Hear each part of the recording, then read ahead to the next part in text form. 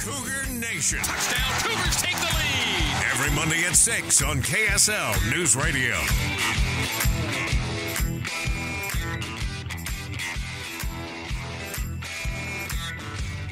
Cougar Nation, we're taking your calls.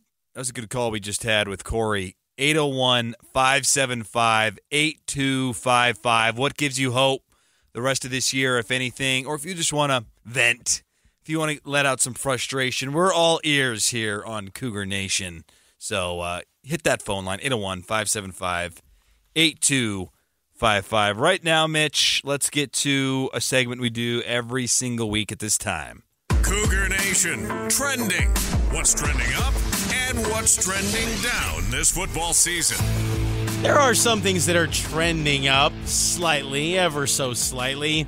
Here's one that maybe I didn't think I'd ever say this season. BYU's ground attack? Trending up? I think so, Matt, maybe. That was a really encouraging performance because it wasn't just one guy and it wasn't just in one quarter. I felt like there was stuff there in the first half. The problem is there wasn't enough sustained scoring to stay with it. So then you sort of had to abandon ship. But that was a great average, 4.9 yards per carry. You look down the line, Aiden Robbins, 10 for 58. LJ, 8 for 56. That's not bad. And even Jake Retzlaff, I thought he carried the ball 7 times too many. But 17 for 64, he's around 4 yards a carry. Yeah, I think that was trending up.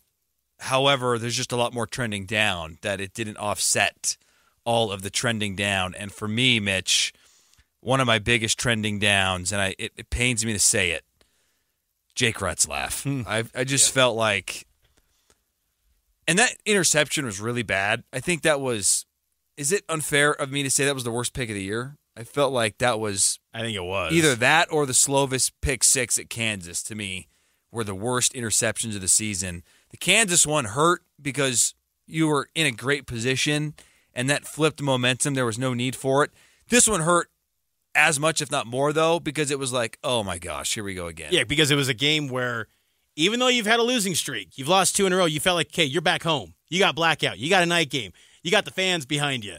This is the game to get right and get to bowl eligibility. Then, boom, first play. I wasn't even in my seat yet when that happened. I was racing back to the press box, and it was already 7-0. It just could not believe it. Here's what I think. The reason I'm putting it on my trending down, though, Mitch, is not because of the pick.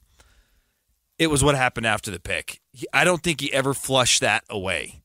I felt like that he dwelled on that all game long, and it affected his decision-making.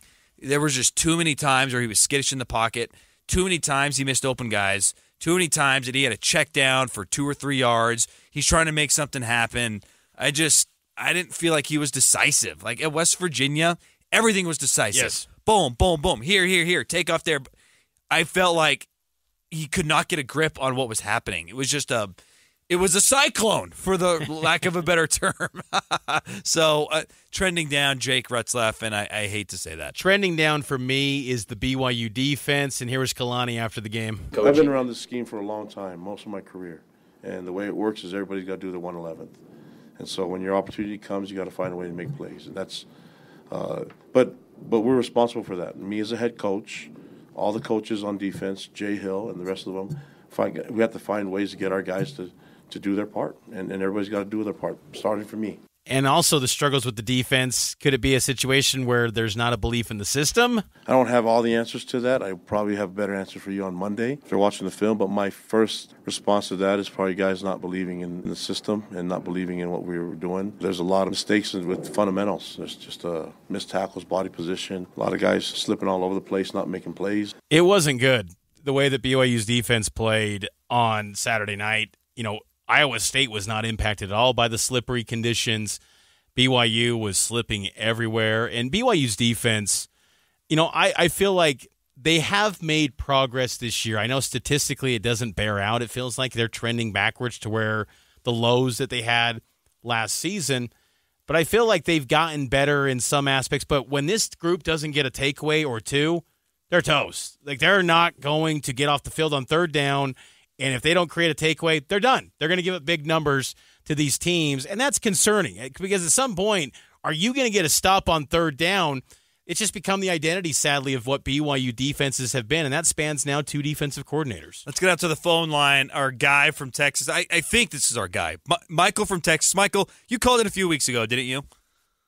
I have. I've called in a couple times. You're our guy, Michael. We love your calls. Awesome, man. Well, I just wanted to say a couple things. So, I noticed with Kalani, he has a lot of player trust. He puts a lot of trust in the players. And because of that, when things are going well and the players are brought in, it can be higher than the normal program. But when things aren't going well, the train falls off the tracks. And I just think he enables his players to make mistakes that really they haven't earned the right to make. And I'll give you guys an example. I actually coached for 4 years in Utah on a staff that went to the state semis. And I remember one game we were playing, the offensive coordinator called down, and he said, "Hey, I'd like to go for it here on 4th and short. Let's run this." The head coach said, No, coach. The team hasn't earned the right to go for it here. And he pulled them off the field. And it was not the right football play. I remember that. I thought, man, we should have went for it there. But it was the right culture play because it taught the players, no, guys, you ain't doing the little things. If you're not good at the little things, I'm going to handcuff you. And I just think that sometimes Kalani doesn't handcuff enough when things are getting bad. I don't think BYU, for example, has earned the right to return to kickoff. I don't think BYU has earned the right to play a fun, aggressive style of defense. I think that BYU has not earned the right a lot of times to go for it on 4th down. And we're just very willy-nilly with a lot of these things that I don't think BYU has they've either lost the right or not earned the right to do those things. And they need to focus more on the vanilla parts of the game before they're able to do those things. And so I just think that it can get really high. It can also get really low because there's a little bit too much trust when they haven't necessarily earned it as a team. So anyway, that's all I want to say. Thanks. I like that take, Michael. And I'm curious if you're still on the line, Michael. What gives you hope, though, with this BYU program? We won 29 games in 3 years. Yeah. I think that you can tell from some players that have bought in, they've improved. If you look at Crew Wakely, as I talked about last time, has improved. Darius Lassiter, he's improved. You can see – this is why it also bothers me when I hear that, BYU has a talent problem. I kind of talked about that last time. It's not a talent problem. And I don't want to call out names because I'm not like that, but our most talented players on the team are the ones that are failing us the most. And so I think that you see that when certain players buy in, they do improve. And I think that is something that, and I've seen it from 2018 to 2022 as well. The players that bought in, those dogs, they improved. So that's my thoughts. Michael, great call. We appreciate it. We'll hear from you next week, hopefully, right? Maybe. I usually take about a couple weeks off, but I'll call back in. Awesome. Thanks, Michael. I appreciate it. Really good call there. There's a lot to chew on from what he had to say. I do think there is a lot of truth behind it's not totally buttoned up. Something I think it's trending in the right direction since we're in the What's Trending segment. Let's go back to early in the year when Malik Moore wasn't playing well and he got pulled off the field. Yep.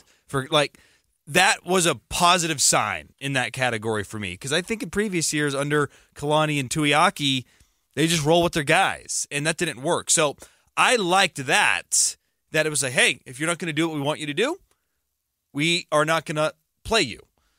I do think, though, there is still room for improvement in terms of accountability on, the Keelan Marion thing is a good point, I think. Hey, there's too many times you're making the wrong decision. Let's try someone else. Yeah. But they just keep doing it. So I feel like that is a good point. And a lot of these things, too, you look at some of the great college football programs in America right now. You think these type of behaviors would fly at Alabama? Would it fly at Michigan? Would it fly at Ohio State? I don't think so. Now, they have more talent. Well, yeah, I don't really like comparing BYU to that. I know, because they have more talent. How about can they be TCU? Well, the top end of the Big 12. Can they be Kansas State? How about Kansas State? Kansas State's a great example. I'm not bringing up those names just in terms of can you be that because they're more talented than BYU and they always will be. But Alabama, you don't get away with nothing at Alabama. That's the point. It's a hard ship under Nick Saban. You got to do it my way or you're not playing. And Michael's point is it doesn't feel like it's quite that way, and he might be right in some cases. It is difficult to be a tough cop as a coach, where you Especially have in today's to day lay and the age. hammer down because that transfer portal is always there. Yep. And you have to almost re-recruit your guys in some capacity every single day. And, that is a risk. And, I think Kalani is a beloved person by every player. Honestly, there's never been a player that leaves the program and says, I hated Kalani Sitake. No one's ever done that. Yep. I've heard that in the past with other coaches, and just you hear stories and around college football of guys saying, I'm done with that coach. I had to bounce. They don't say that about Kalani. And there's something to be said about that. But I think there is something about being a little bit tighter, like, hey, this is inexcusable. This can't happen again. I mean, the fans were sarcastically cheering when Keelan Marion and the kick return team actually called the fair catch. It's like at some point that's got to be fixed, and things got to be fixed with the offense because they are kind of loose when it comes to fourth down attempts. Thinking about the West Virginia game, the 4th and 2 on the opening drive, how it was just a poor play call, and they got blown up on the right side of the line. You got a new guard in there. Don't go to that side of the field. You got to be a little more tighter on things. So like that call from Michael. We're still taking your calls, 801-575-8255. Tonight's show, as always, brought to you by Blue Barn Wealth, fee-only fiduciaries who help you live within your meaning.